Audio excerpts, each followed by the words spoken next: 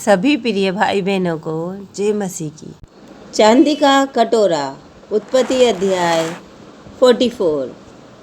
तब उसने अपने घर के अधिकारियों को आज्ञा दी, इन मनुष्यों के बोरों में जितनी भोजन वस्तुएं समा सके उतनी भर दें और एक एक जन के रुपए को उसके बोरे के मुंह पर रख दें और मेरा चांदी का कटोरा छोटे के बोरे के मुंह पर उसके अन्न के रुपए के साथ रख दें। यूसुफ की इस आज्ञा के अनुसार उसने किया। भोर होते ही वे मनुष्य अपने गदहों समेत विदा किए गए। वे नगर से निकले ही थे और दूर न जाने पाए थे कि यूसुफ ने अपने घर के अधिकारी से कहा, उन मनुष्यों का पीछा कर और उनको पाकर उनसे कहा, तुमने भलाई के बदले बुराई क्यों की है? क्या यह वह वस्तु नहीं जिसमें मेरा स्वामी पीता है और जिससे वह सकून भी विचारा करता है? तुमने यह जो किया है वह बुरा है। तब उसने उन्हें जा पकड़ा और ऐसी ही बातें उनसे कही। उन्होंने उससे कहा, हे हमारे प्रभु, तू ऐसी बातें क्यों कहता है? ऐसा काम करना तेरे दासों से दूर रहे। देख, जो रुपया हमारे बोरे के मुंह पर निकला था, जब हमने उसको कनान देश से ले आकर तुझे लौटा दिया, तब भला तेरे स्वामी के घर में से हम कोई चांदी या सोने की वस्तु कैसे चुरा सकते हैं? तेरे दासों में से जिस किसी के पास वह निकले वह मार डाला जाए और हम भी अपने उस प्रभु के दास हो जाएं। उसने कहा, तुम्हारा ही कहना सही। जिसके पास वह निकले वह मेरा दास होगा और तुम लोग निरपराध ठहरोगे। इस पर वे जल्दी से अपने अपने बोरे को उतार भूमि पर रखकर उन्हें खोलने लगे। तब वह ढूंढने लगा और बड़े के बोरे से लेकर छोटे के बोरे तक खोज की और कटोरा बिन्यामीन के बोरे में मिला और कटोरा बिन्यामीन के बोरे में मिला। तब उन्होंने अपने अपने वस्त्र फाड़े और अपना अपना गदहा लाद कर नगर को लौट गए। जब यहूदा और उसके भाई यूसुफ के घर पहुँचे और यूसुफ वहीं था, तब वे उसके सामने भूमि पर गिरे। यूसुफ ने उनसे कहा, तुम लोगों ने यह कैसा काम किया है? क्या तुम ना जानते थे कि मुझ सा मनुष्य सकून विचार सकता है? यहूदा ने कहा, हम लोग अपने प्रभु से क्या कहें? हम क्या कहकर अपने को निर्दोष ठहराएं? परमेश्वर ने तेरे दासों के अधर्म को पकड़ लिया है।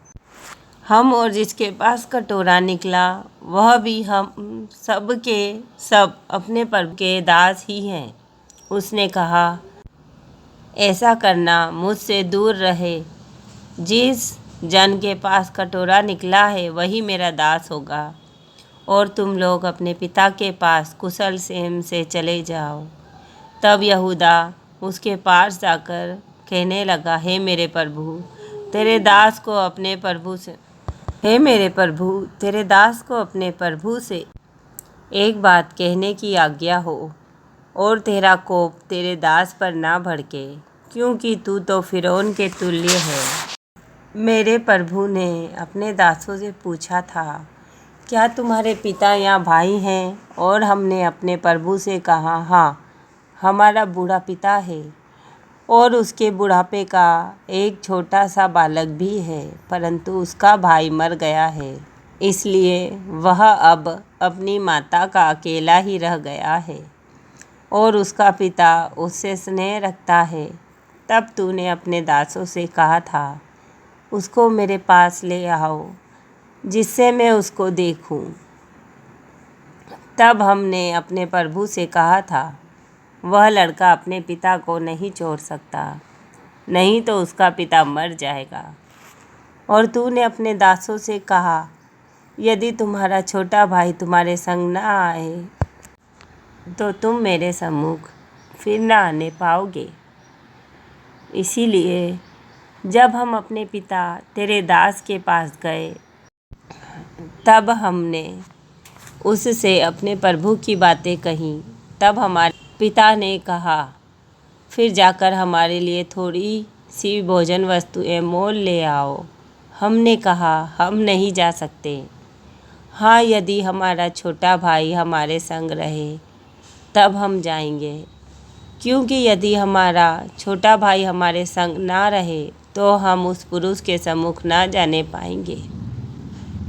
तब तेरे दास मेरे पिता ने हमसे कहा, तुम तो जानते हो कि मेरी स्त्री से 2 पुत्र उत्पन्न हुए और उनमें से एक तो मुझे छोड़ ही गया और मैंने निश्चय कर लिया कि वह फाड़ डाला गया होगा और तब से मैं उसका मुंह ना देख पाया।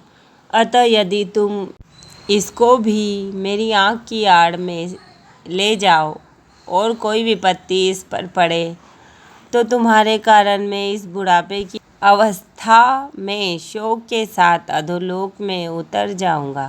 इसीलिए जब मैं अपने पिता तेरे दास के पास पहुंचूं और यह लड़का संग ना रहे, उसका प्राण जो इसी पर अटका रहता है, इसी कारण यह देख के कि लड़का नहीं है, वह तुरंत ही मर जाएगा।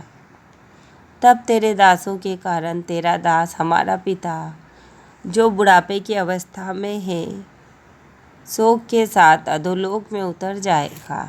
फिर तेरा दास अपने पिता के यहाँ यह कह के इस लड़के का जामीन हुआ है, यदि मैं इसको तेरे पास ना पहुँचा दूँ तो मैं सदा के लिए तेरा अपराधी ठहरूंगा। इसीलिए अब तेरा दास इस लड़के के बदले अपने प्रभु का दास होकर रहने की आज्ञा पाए और यह लड़का अपने भाइयों के संग जाने दिया जाए, क्योंकि लड़के के बिना संग रहे मैं कैसे अपने पिता के पास जा सकूंगा।